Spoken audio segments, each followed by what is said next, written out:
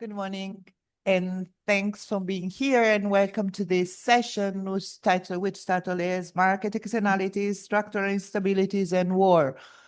I will moderate this panel, and so I have the duty to moderate and start with Giovanni Ferri. And please, Giovanni, can you make your introduction? You have 10-ish minutes. Okay. Okay, while we solve the technical problems with the presentation, I will start telling you with my own words what is the focus of my presentation. The idea that that I am developing in this presentation is that we can try to represent our socioeconomic systems as full of externalities. Externalities are of various natures, as you are well aware. We have pecuniary externalities, we have non-pecuniary externalities, and among the non-pecuniary externalities, we have, while the pecuniary externalities can be treated with some instruments that are well known to economists, the non-pecuniary externalities are much more difficult to deal with. Now, non-pecuniary externalities are, in my view,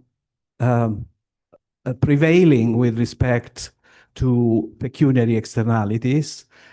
And the sum of pecuniary externalities that do not get treated, do not get opportunely, appropriately treated, and the presence of non-pecuniary externalities accumulate some type of instability in the socioeconomy. You have imbalances that are accumulating in international trade, and these are clearly can be treated as pecuniary externalities, but the idea, okay, and this is not. This is the logical course of the presentation. You have market externalities that are both pecuniary and non-pecuniary, the buildup of imbalances, and then structural instability, which is affecting our socioeconomy. From structural instability, you can have the crisis, and we are in the era of polycrisis. We have discussed this also yesterday in various sessions. Polycrisis means that crises are multiple, are becoming more intense, are becoming more frequent, but are also becoming more interconnected, the one with the other. So in order to understand the situation that we are living, you need to have a structural model, otherwise you're losing sight of what happens in the socioeconomic model. Now, unfortunately, some of the structural instability, in some cases, structural instability gives rise to crisis. These crises may be financial, may be social, may be otherwise. But unfortunately, we have also an extreme event, which is the advent of an era in which wars are becoming more and more frequent. So what are the imbalances? Let me start with the imbalances. The imbalances are in the environment. The imbalances are in society with increasing extreme social inequality, and also in the international trade. At the end, you may see the possibility of interpreting this situation of polycrisis like leading to a resurgence of policies of power, as we have seen exemplary. An exemplary case is the transformation of the role of the United States under the second administration of Mr. Trump. So we need to define what we mean by market externalities in the context of hyperglobalization. These market externalities can be defined as the unpriced social, environmental, and systemic costs or benefits generated by the deep integration of those global markets. And these costs do not get internalized in the prices, do not get internalized in any systems of rewards or penalties. And this, at the end of the day, builds accumulation of imbalances that across interconnected systems that may produce macro-level imbalances, which are capable in turn of undermining the stability of the socioeconomic order itself. If you let me...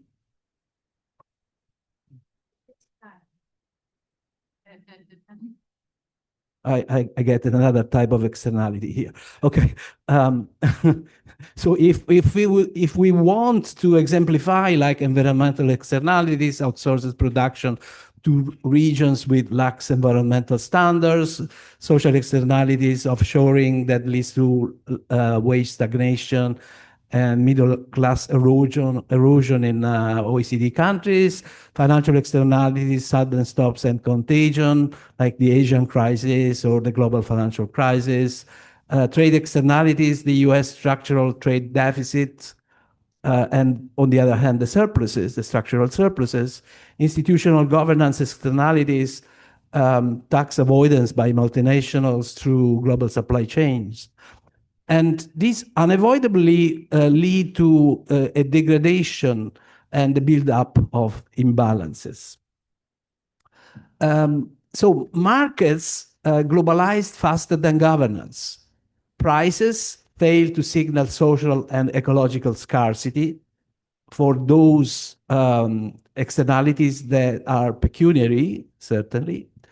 And this kicks in a feedback, various feedback loops that amplify the structural imbalances, environmental degradation, financial instability, and social polarization interacted to produce what Adam Tooze and others have defined as the polycrisis, a state of structural fragility. And to give you a very simple flow chart representation, the market deepening increases the extent of market externalities, and this builds instability in the system, and the instability then interacts with the socioeconomic measures. All of this can be represented. It needs a structural model, which can be a system of differential equations with stock flow, which has an issue of defining what is the stability and the tipping points in the system, what are the channels through which hyperglobalization created the externalities build up, what are the policy levers, and what are the key references that we can build on the pieces of this argument. I will, with the usual delay, I will sketch a very simple model which is the backbone of a possible analysis along the lines I described. You have an environmental externality stock, you have an inequality social stress stock, you have a financial fragility stock, and then these forces which are pushing the system towards instability are, in a sense, stopped to some extent. There is a kind of break in the system, which is resilience, systemic resilience. which relates to institutional capacity like policy buffers, social trust, public goods provision, and buffers that can attenuate the instability that is being created. Now, I don't think I should go into the model because there is no time, but you can think of this as a system of differential equations where you have the evolution of these stocks, of the three stocks that are degrading the system, and of the institutional, the stock of institutional capacity that is building some resilience in the system. Once you do that, and this is, of course, depending on the degree of globalization and on aggregate output and on other variables in the system. So production builds an environmental loop, offshoring builds an inequality loop, to exemplify. And on the other hand, redistribution and public investment can produce some resilience in the system. With the usual delay, I am trying to jump to ahead because there is no time to go into the dynamics of the system. But certainly, those of you who are familiar with this systemic approach know that there is a tipping point. Possiamo andare avanti, per favore? Okay, maybe this is too much.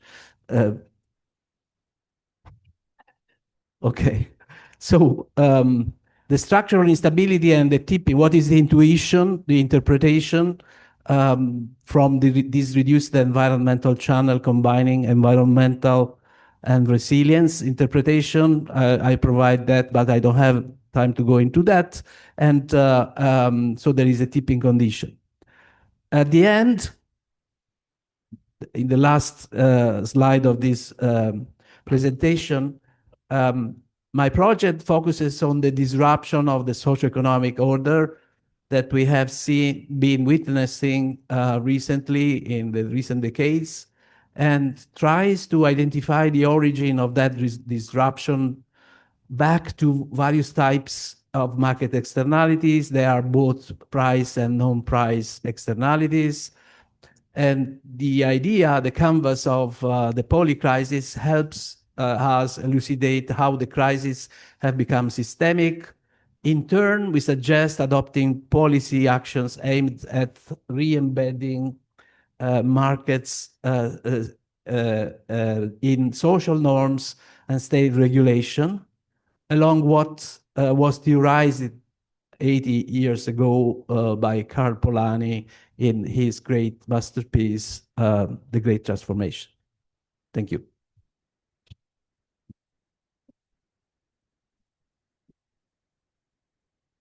Thank you, Giovanni. Thank you, Giovanni, for this introduction, and especially for setting the scene to this session, and for introducing our common project. Now, it's time for Professor Manal Totry-Jubran. She will present. Hi, Manal. Hello, ciao, come stai? Ciao. So Can you hear me? Okay, Manal is connected with us remotely. You are in Tel Aviv right now, right? In Haifa, yes, Yeah. Haifa. And North so part. we are with real pleasure we welcome you, Manal.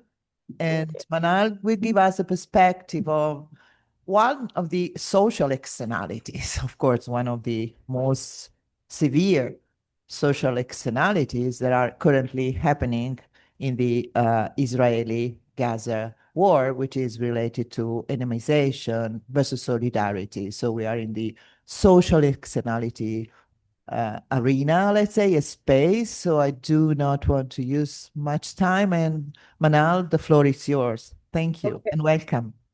Thank you so much. I'm going to share, and tell me if you see the presentation. Can you see the presentation? Yes, yes, yes. Okay, perfect. I'll just have it in a mood of, okay, can you see it? Yes, yes, Manal, thank you.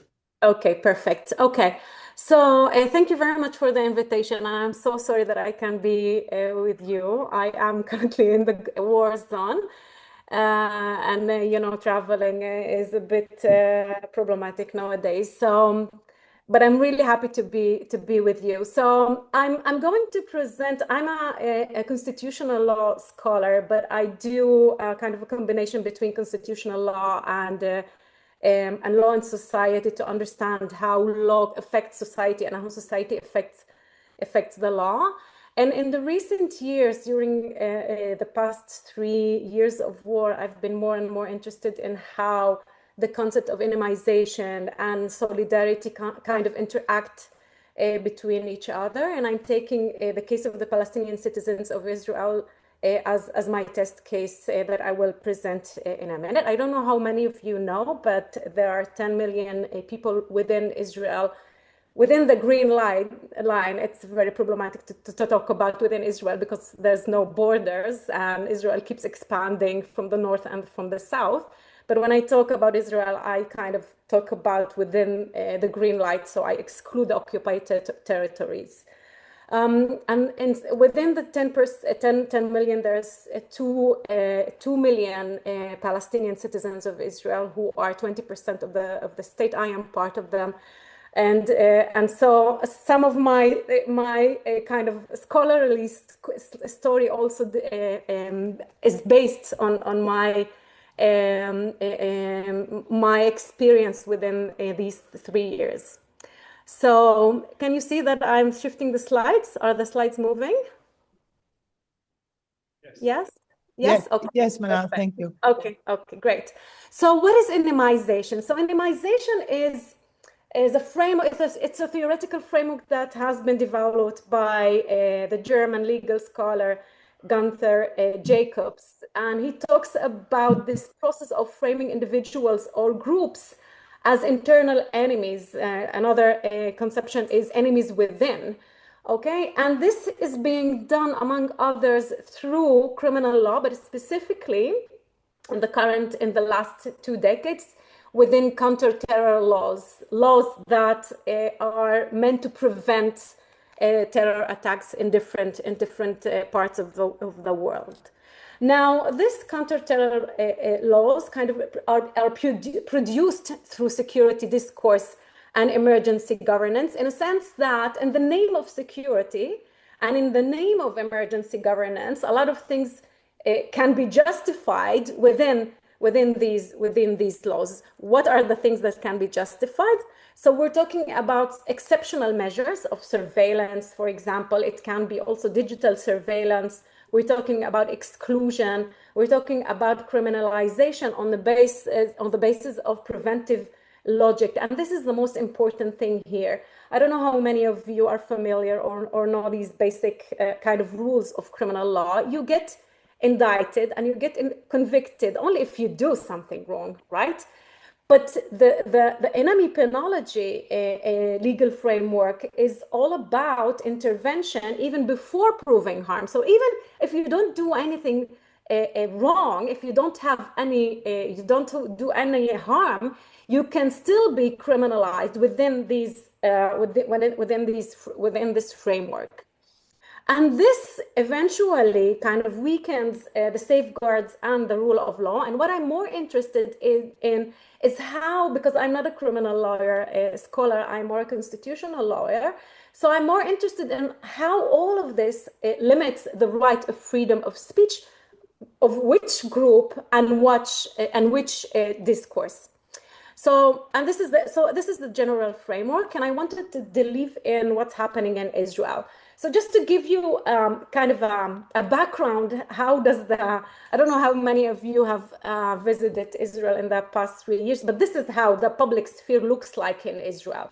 You see the Israeli flag everywhere. You see signs on buses, on roads. You see signs on, you see here on the train, with the Israeli flag and the writing "Biachad Nenatzech" is "Together we will win." Am Yisrael Chai, Am Echad. Israel, the people of Israel are alive, the people of Israel are one. Where when they talk about together, bi'achad, they mean, or one people, they eventually mean the Jewish Israeli society. And kind of for the Palestinian minority, it's already a way of marketing who is inside and who's outside, who's with us, who's our friend and who's our foe. So this is the general kind of spatial public sphere, but it also very much affects social interactions and social relationships between people, and I will get to that in a minute. Okay, so the animization is manifested in a couple of layers. The first layer is the way that the police enforcement limits protests against the war, specifically in the first months of after the terror attack in the 7th of October, but also later on. So, and I want you to see here the discourse that is being used. So on the 17th of October, 10 days after the attack, the Israeli army bombed a huge building of 400 residents in Gaza for the suspicion that there might be a Hamas combatant within the building, which turned out to be wrong. And then a group of Palestinian civilians in Al-Fahim, it's a segregated city in Israel, one of the biggest Palestinian cities within Israel, wanted to have a demonstration against what's happening. And so the police issued a directive stating that all protests against the war will be limited. There will not be any permits granted, but pay attention to the discourse that they use. They suggest that punitive measures such as deportation to Gaza for sympathizers. And then there was a radio interview reinforcing this aggressive stand against the demonstrations, and again stating that supporting Gaza is like supporting Nazi terrorist activities, and people who does that will be threatened with severe precautions. So this is on the level of demonstrations and the freedom of speech within this layer. Now, there's another very problematic layer, and it's the state enforcement regarding arrests and humiliations, but not just arrests and humiliations, but most of the arrests, as you can see in this picture, people who got arrested for most of the times based on social media posts, okay? And in my work, I kind of collected all these posts to try to understand what's the content of the post and why were they arrested. So there are, of course, some incitement and some support of Hamas. This I do not include as part of freedom of speech, similar to incitement against the Palestinian people in Gaza by Jewish Israeli.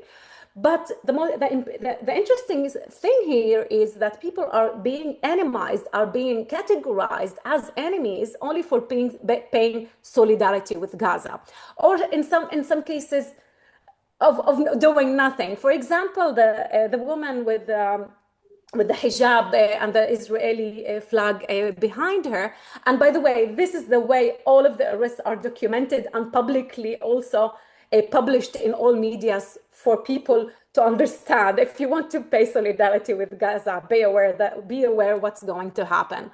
And again, you see up together we will win, Israel one people, and so on. And people get arrested for 2-3 days. In some cases, the arrest gets extended.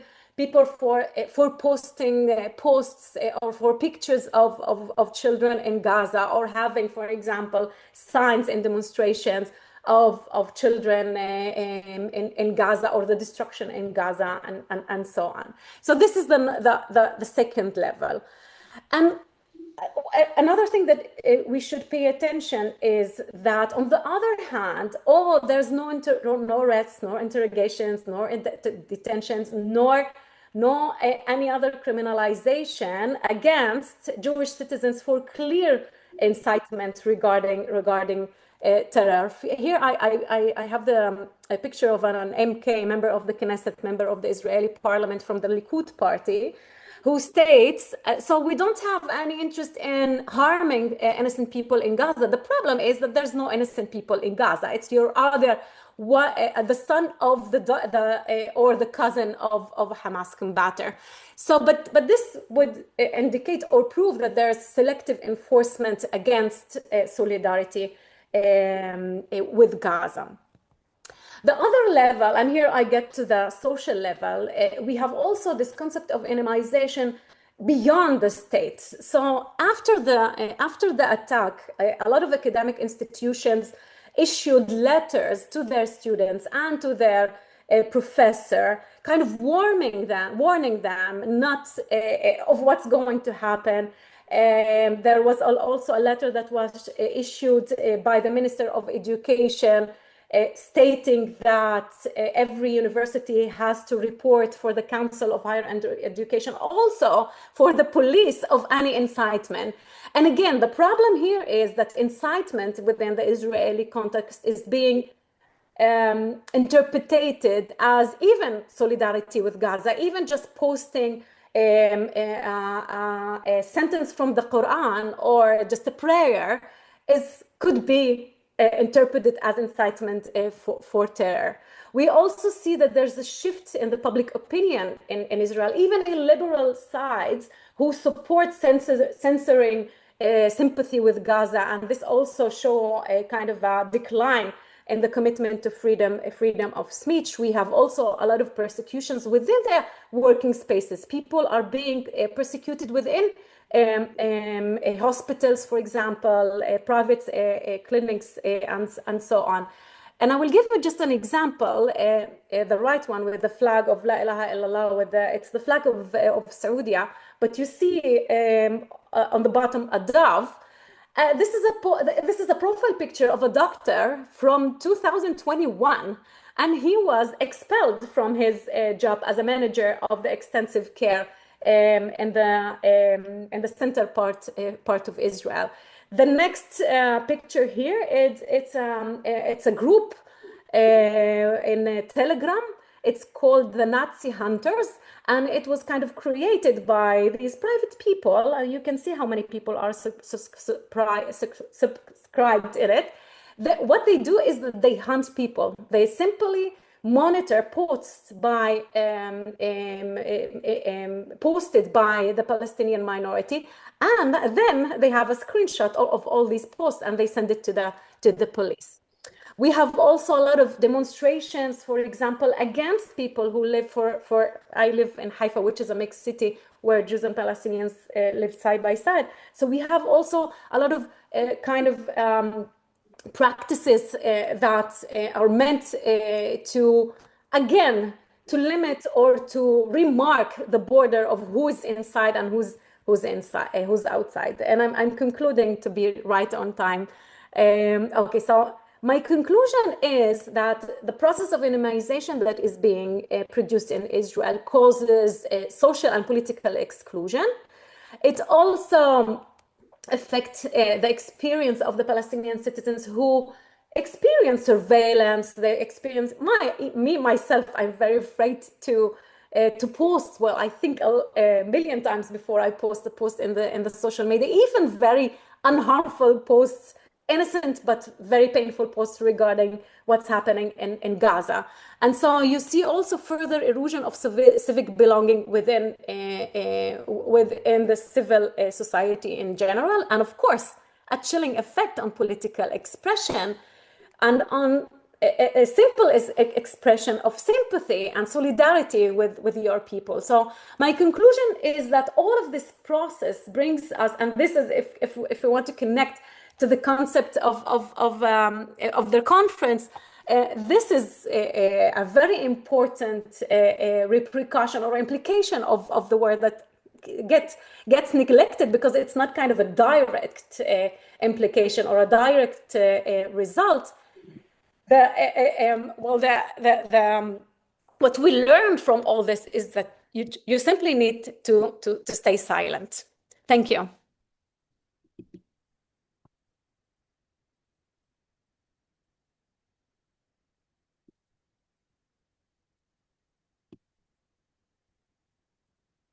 Thank you. Thank you very much, Manal. Thanks for your time. Thanks for being here with us, even so far.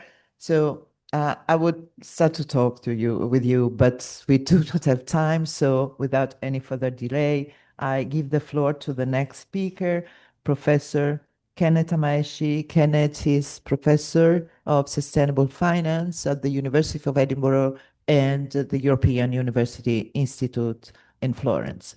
Kenneth, the floor is yours. You can come here so that you have the clicker. Hope it works now. Okay, yeah, so I'll be very quick. Good afternoon, everyone. I just want to build on what Giovanni has already started. He talked about externalities.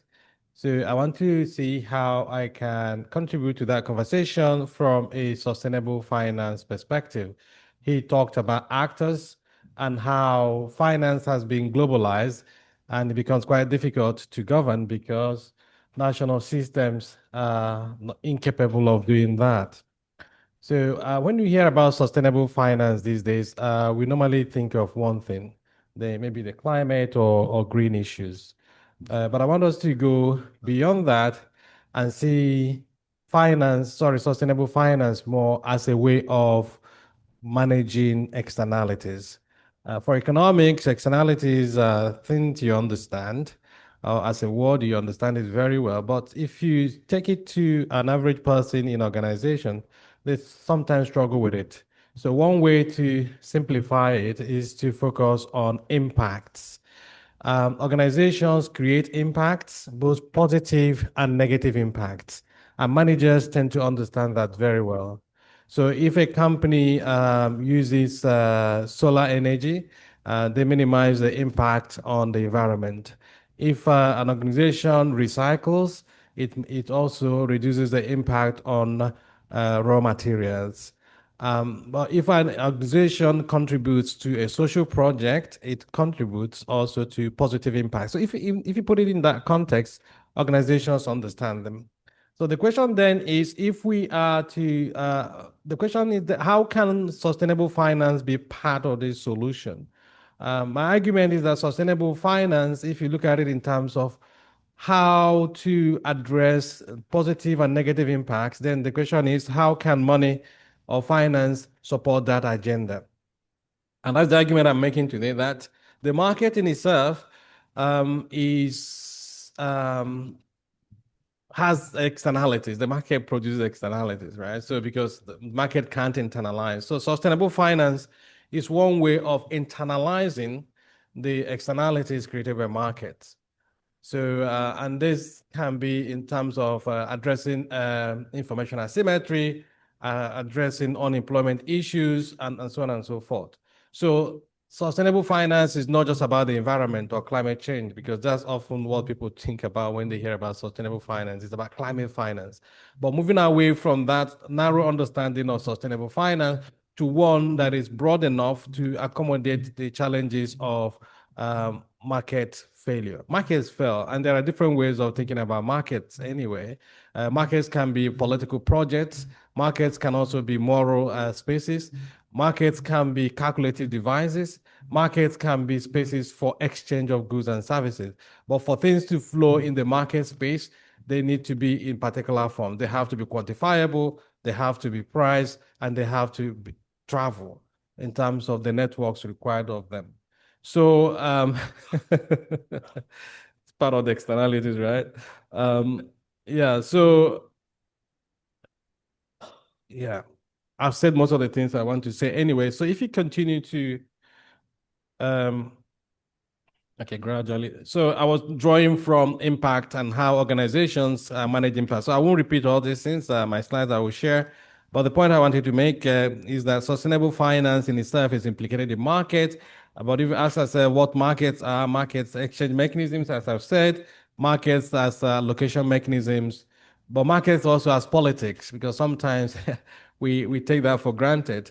And within that context of markets and politics, you can also think of markets as moral projects.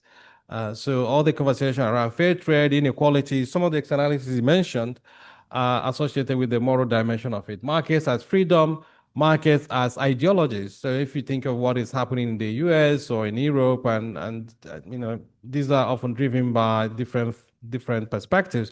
But market first, that's the one thing we all have in common, all the other bits. And the causes of market failure, from high inflation to information asymmetry or lack of competition or missing markets.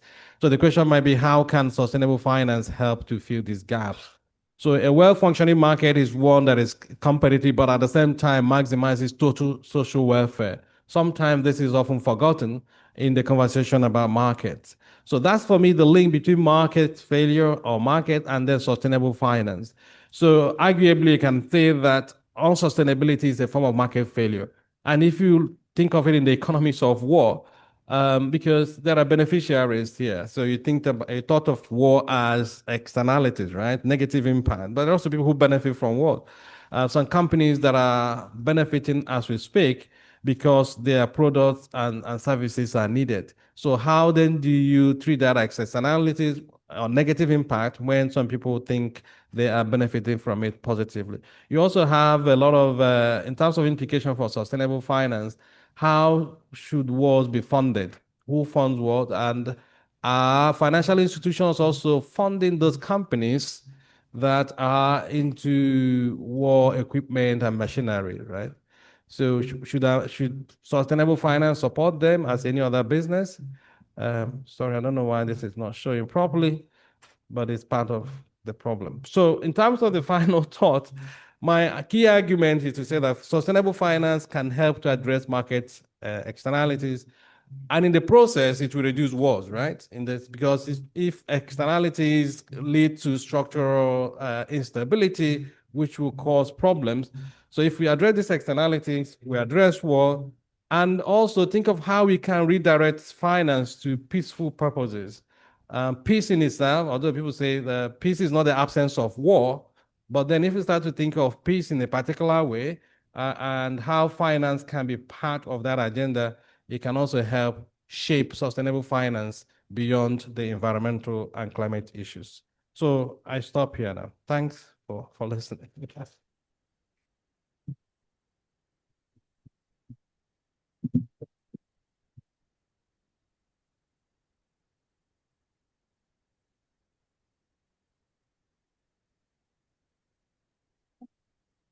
Thank you. Thank you, Kenneth. And I think we are respected a bit, we cover a bit of time. And it's time for me to conclude and to recap, and hopefully it works. So, oh, sorry. What I would like to talk about is the link, I'm going to very briefly a step forward, between structural instability, from which Giovanni started, to financial risk, and through the externalities and through the externality channel. So in these three presentations, Giovanni, Manal, and Kenneth, we saw how unpriced externalities accumulate into structural instability, and how unsustainability itself is a manifestation of a market failure. We've seen how the erosion of civic space with Manal, the construction of internal enemies, and the awakening of the rule of law degrade the institutional resilience that could prevent a slide into conflict. As Kenneth told us just now, sustainable finance can help address externalities and redirect capital to peaceful purposes. And as a sustainable finance scholar, I cannot agree more with Kenneth, and Kenneth knows that. But the question is now, who pays when internalization fails? Because, the internalization of externalities is not what we are seeing in these days, and also in the past. So, but especially, and which is the topic of our session, when instability escalates to war, it generates massive new externalities, further externalities that propagate globally as a geopolitical risk, and by definition with important financial implications. And geopolitical risk is probably number one concern today among investors, among politicians, of course, but also among investors. Which are the externalities of war, or which are the unpriced costs of war? Without talking too much, and I will go very quickly. We know, everybody of us knows, but we know that war generates massive externalities that markets fail to price, and I will show you in a bit. Which are the externalities? Of course, human loss, economic disruption, institutional fragility, environmental degradation. And think about environmental degradation. We consider that we have externalities as a two-level.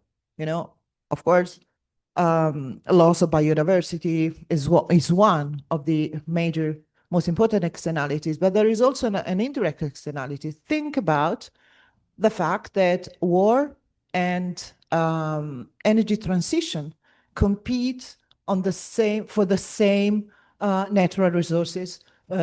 Every ton of lithium, cobalt, and rare earth used to produce munitions is a ton of these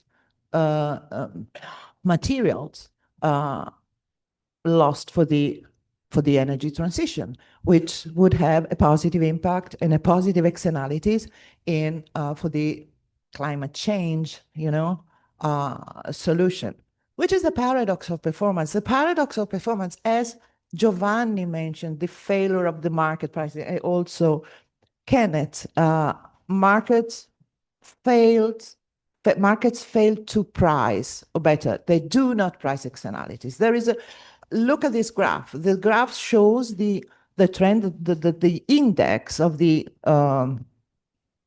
Israeli stock exchange, or the index, of the price index of the defense sector, okay, on the MSCI index of the defense sector, starting from October 23, a date that we all remember. Well, what we can see is markets can be efficient in pricing, stocks, and in order to discount information related to the stocks, but market efficiency does not imply fairness. And this is exactly what this graph shows. Markets are efficient, but they are not fair. And therefore, we notice this is a paradox. Financial performance, what's happening today, but also in general, look at the U.S. stock exchange in general, beyond wars, what's happening in these days compared to the real GDP or for real income for family, American family. But financial performance diverges from human environmental costs. So there is a transmission chain, and which is part of the project with Giovanni, starting from market externalities, so environmental, financial, and institutional, accumulation of imbalances, structural instability, armed conflicts, geopolitical risk, systemic risk, which impacts systemic risk, and which in turns have an effect on systematic risk, which is a non-diversifiable risk, and it accounts for the majority of performance of a diversified portfolios, and therefore a portfolio underperformance. Okay. So there is a paradox of a universal owner approach, and a possible solution maybe, which is linked to sustainable finance again, which is the system level investing. So universal owner, as we defined, are perfectly diversified portfolios that are so diversified that de facto they own a slice of the entire economy. And the paradox is that their portfolio contained the firms whose externalities feed the instability cycle, sectors that amplify conflict when it erupts, and the entire markets that suffers the damage. So it is a sort of paradox, but at the same time, as we saw before, they suffer the effect of the system level risk, which impacts systematic risk, and their performance is driven by systematic risk for around 70%, 70, 75, but these are the numbers. So what happens in finance? Again, finance is a player in this, in this framework. MPT, the modern portfolio theory, the beta, the systematic risk is exogenous and uncontrollable. System level investing, taking into challenges this approach and reducing risk to the environmental, the social and financial systems on which markets rely, investors can improve the overall risk return profile. Systemic risk must be mitigated in the real world, and system level risk must be mitigated in the real world. And a way to do that is the pricing of externalities. So we can say that finance is a player, is an important player as an enabler of externalities, but it could also be a solution. As Kenneth said, through system level investing, finance is not neutral, never. Oh, sorry. So to close the loop, we have this research project. We are, hoping to, to get it done soon. So moving from the macro linkage to the portfolio transmission, system level response, and, back to Polanyi. As Giovanni started with Polanyi, I will close to Polanyi, adding that system level investing is Polanyi in practice. Thank you.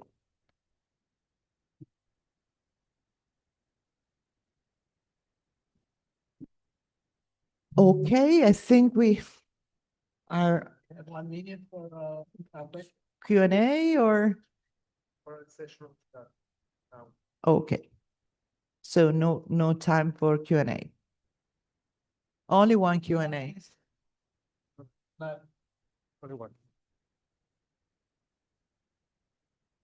It's really fascinating. I have two issues. One is our colleague Sobrio writing a paper saying that one of the sources of the war is social media polarizing opinions of people.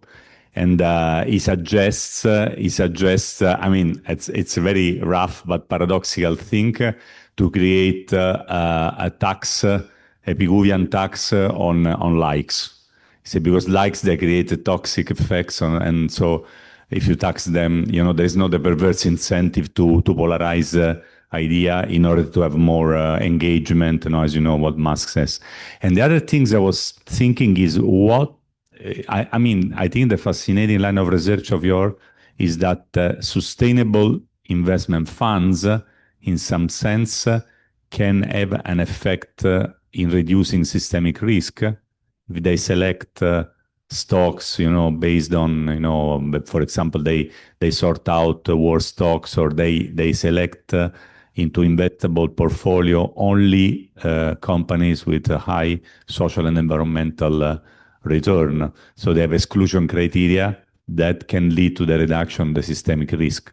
There can be a causal effect from the share, the weight of ethical finance into the systemic risk of the system. And in the green area, this is not a small issue, it's a big one. I am promoting the green bonds of governments and investment funds in Italy. Article 8, Article 9 of Consob are almost half of the environment. Thank you.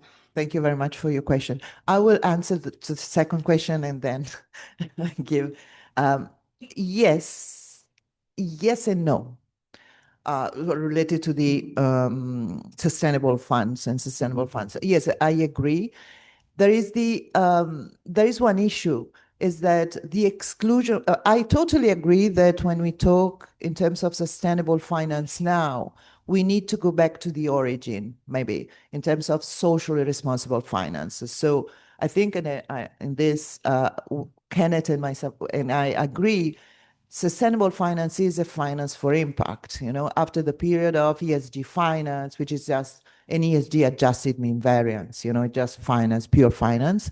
I totally agree with you that not totally agree, which is in part might reduce system level risk, because when you have exclusion criteria, it means that you leave the room to other, to invest in those stocks. It's like this in the old time, the seen stocks.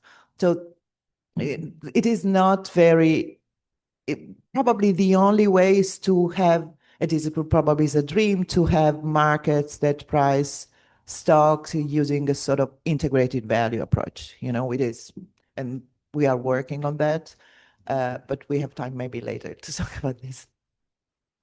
Regarding the polarization due to the social media, social networks, I think this is ingenious to have a Pigouvian tax on lies, but the problem is that not only we have a market failure in the news, we have a market failure in the political arena, and maybe if those lies are in the interest of the sovereign, like it happens in the United States frequently, who will impose the Pigouvian tax? Okay, we do not have time for other questions. The director told me that the parallel sessions are starting or just started, so you can find in this communication and so where they are located. Thank you very much, and thanks to Kenneth, Manal. Thank you.